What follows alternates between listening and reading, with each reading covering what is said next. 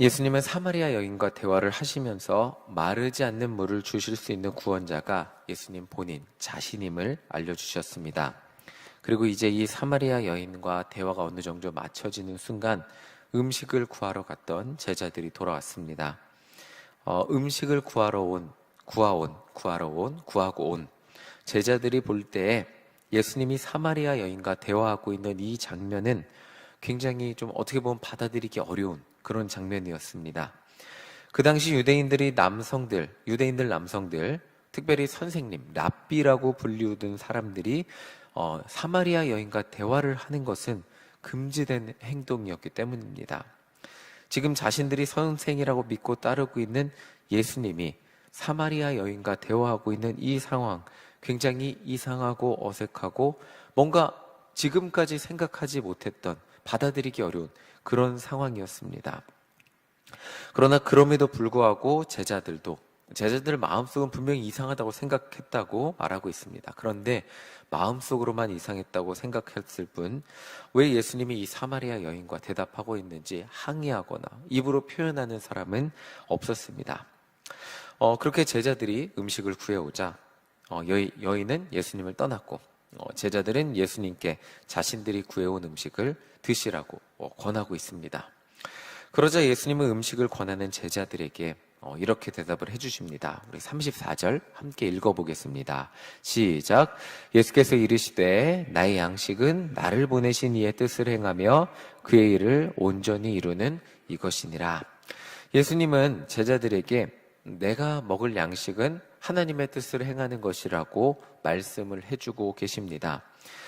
조금 더 쉽게 말하자면 예수님이 이 땅에 살아계신 이유는 영혼 구원임을 제자들에게 알려주시고 계신 것입니다. 지금 제자들의 관심과 시선 무엇에만 있었죠? 음식에만 있었습니다. 먹을 것. 아마 사마리아 지역이었으니까 이 유대인들이 사마리아 사람들하고 상종하지 않았으니까 이 음식도 쉽게 구해오지 못했을 겁니다. 어쨌든 자신들이 그렇게 귀하게 구해온 음식을 자신들의 선생님께 빨리 그 선생님과 함께 먹는 것에 관심이 있었습니다. 그저 사마리아 이 지역은 제자들에게는 이 사람들과 상종해서도 안 되고 그리고 빨리 그냥 통과해야 될 그런 지역이었기 때문에 빨리 먹고 지나가기를 바랬을 수 있었습니다.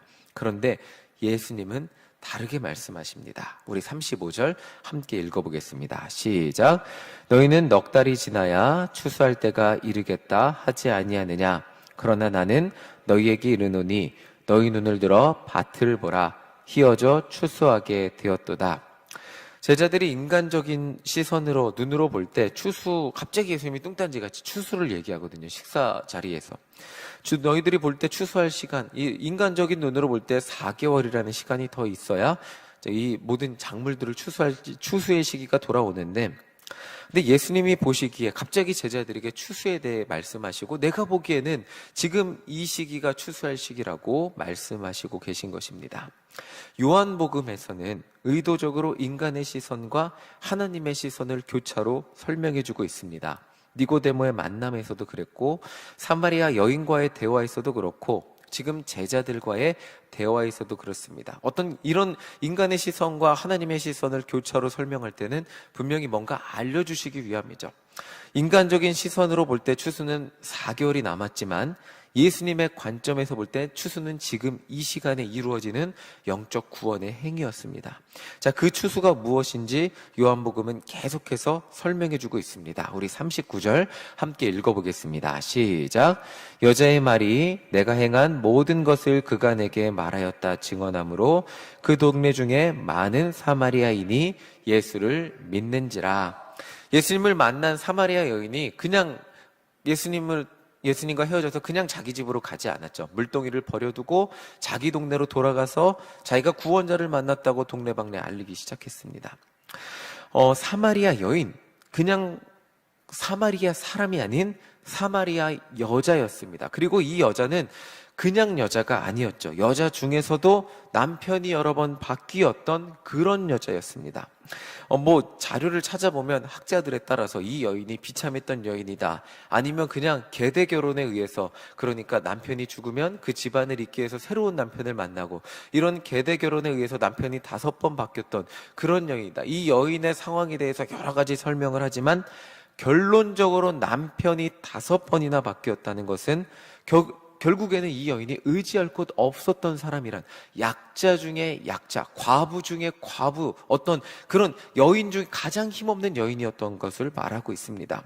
정확히 이 여인이 과부였던지 어떤 사연에 의해서 남편이 5번이나 바뀌었는지는 모르지만 이 여인의 인생은 기구했다는 것은 분명합니다. 확실한 것은 한 공동체에서 인정받지 못하고 소외당한 삶을 살 수밖에 없었던 인생이었다는 거죠. 그러니까 사마리아 사람, 유대인들이 사마리아 사람을 차별하고 그 같은 급의 사람으로, 어울려서는 안 될 사람으로 보는 사마리아 사람 중에서도 가장 소외당하는 여인이 예수님을 전하고 있습니다, 지금. 정말 그 여인이 마을에 가서 자신의 삶의 약점, 자신의 삶의 눈물, 자기가 어떻게 살아온지 알고 있는 사람이 있다는 것을 막 전하기 시작하자 증언이죠.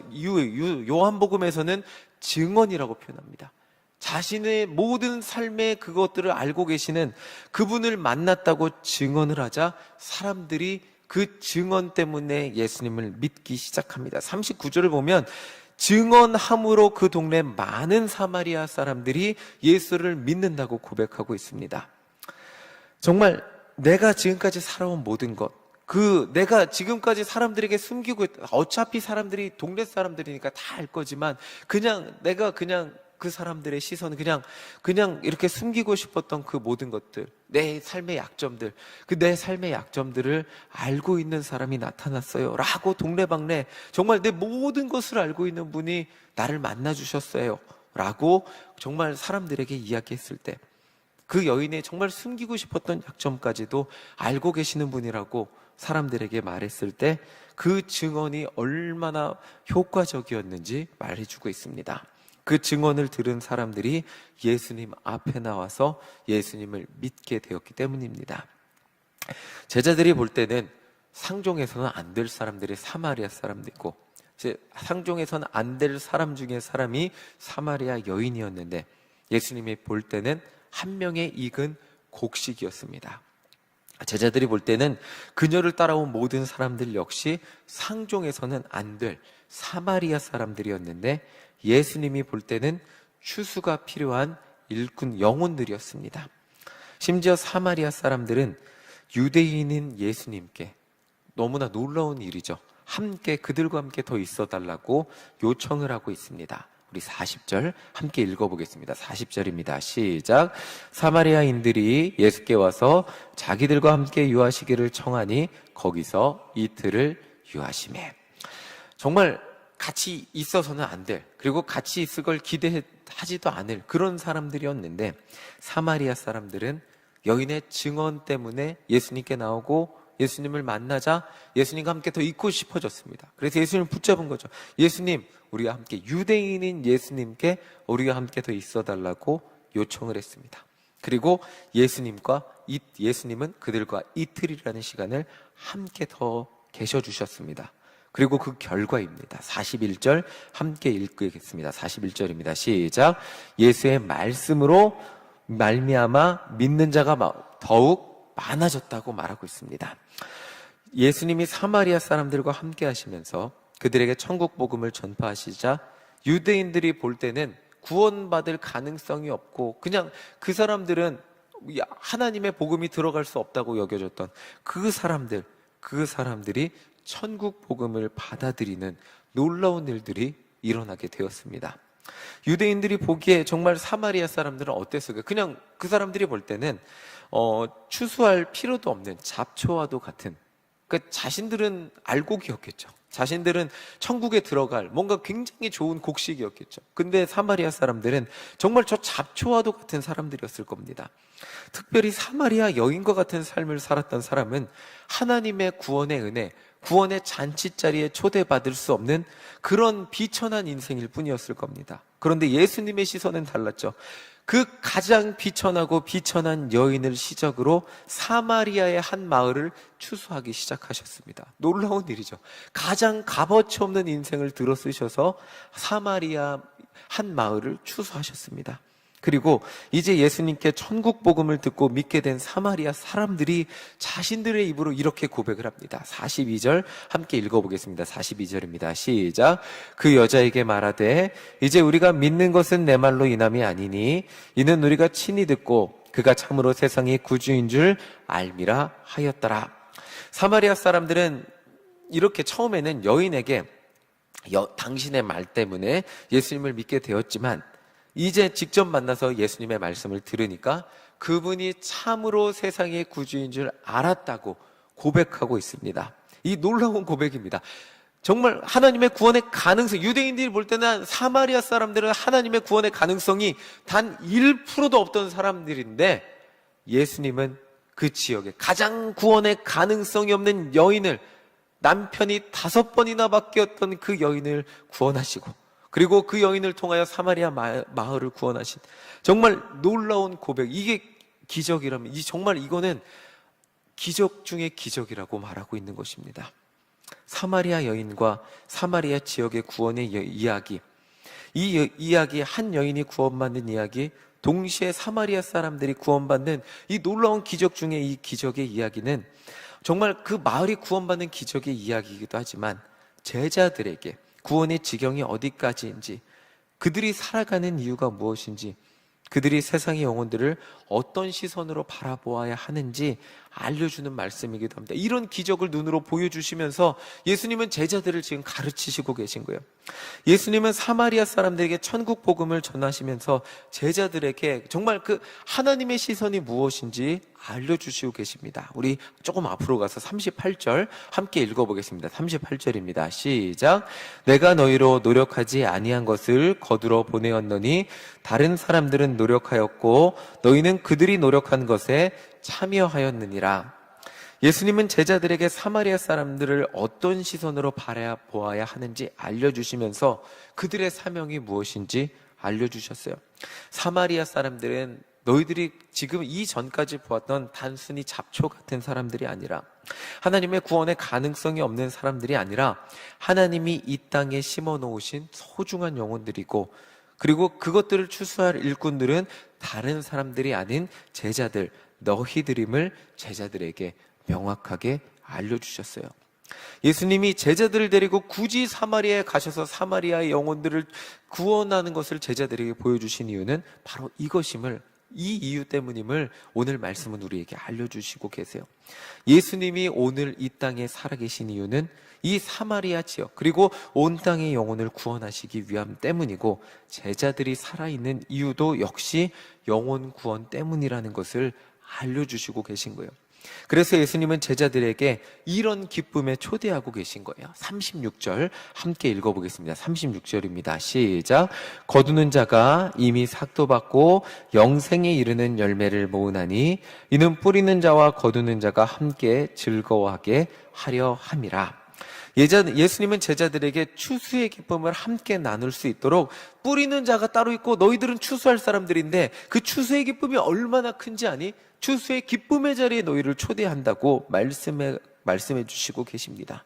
이 영혼 추수의 기쁨이 다른 어떤 기쁨보다 정말 그 제자들 삶의 가장 큰 기쁨임을 알려주시면서 사명의 자리로 인도하시고 계신 것입니다. 전도하면 물론 매주 전도를 나가는 것도 기쁩니다. 예수님을 전하고 돌아오는 것도 기쁜데 정말 기쁜 순간이 언제인지 우리 전도해 보신 분들은 모두 아실 겁니다. 그 전도 가능성이 없을 것 같았던 영혼이 추수감사주일에, 맥주감사주일에, 어떤 주일에 이 성전의 문턱을 넘어 저 예배의 자리에 앉아있을 때 우리 전도하는 분들의 감격과 감사와 기쁨은, 그리고 그 영혼이 정말 가능성이 없을 것 같은데 세례를 받을 때 그 기쁨과 감격과 감사는 정말 이루 말할 수 없는 기쁨이라는 것을 우리도 알고 있습니다.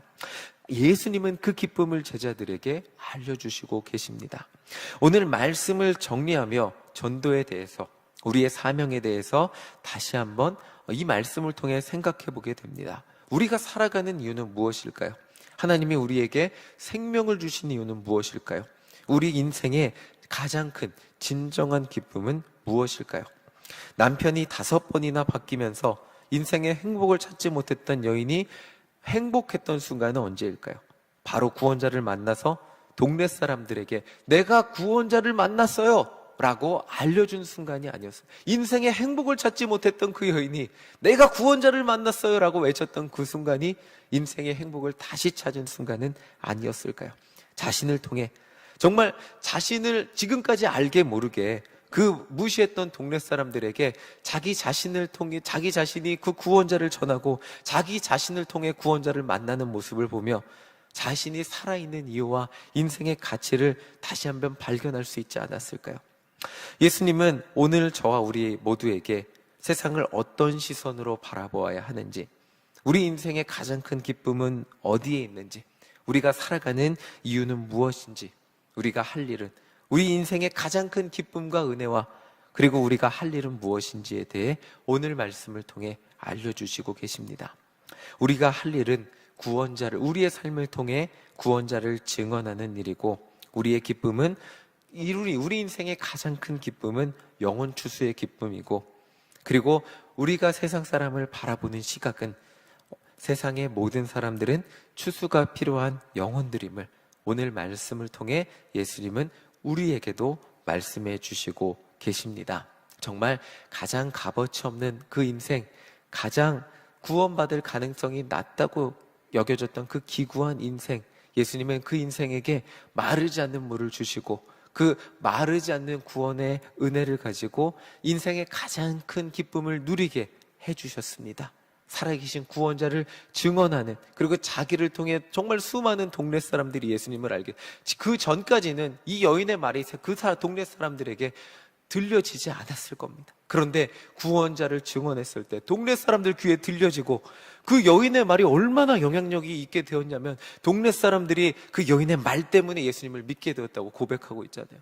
정말 그 여인의 말 때문에 예수님을 믿게 되고, 그리고 그 여인의 초대를 받아 동네 사람들이 예수님 앞에 나와 모두 함께 그 구원의 자리에 함께 하게 되는 놀라운 은혜를 누리게 하셨습니다. 오늘 우리 모두에게 우리에게 주신 하나님의 사명의 기쁨과 감사가 우리 인생 가운데 넘쳐나는 우리 모두가 되시기를 간절히 소망합니다. 아멘.